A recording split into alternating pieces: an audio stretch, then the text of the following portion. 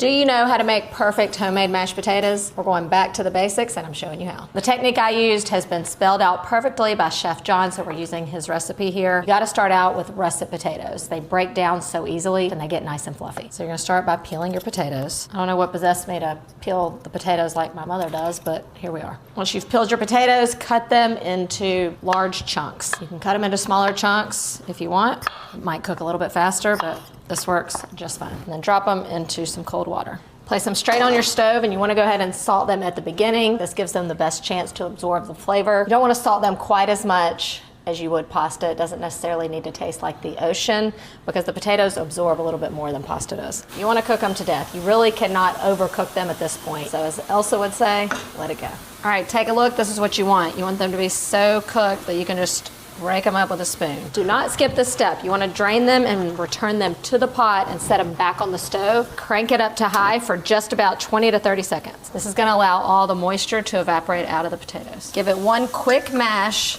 and then go ahead and add in your butter and let the heat melt the butter. Don't be shy with the butter. Mash the butter in and add in your milk. Don't ever put these in a food processor or a blender unless you like gummy mashed potatoes. And now all that's left is to season it with salt and pepper. However, I like to throw in just a little bit of sour cream first. Just adds that little twang. And to me, it makes the perfect mashed potatoes. When I mash the potatoes, I give them a little mash and then a stir. And that, my friends, is a perfect pot of mashed potatoes.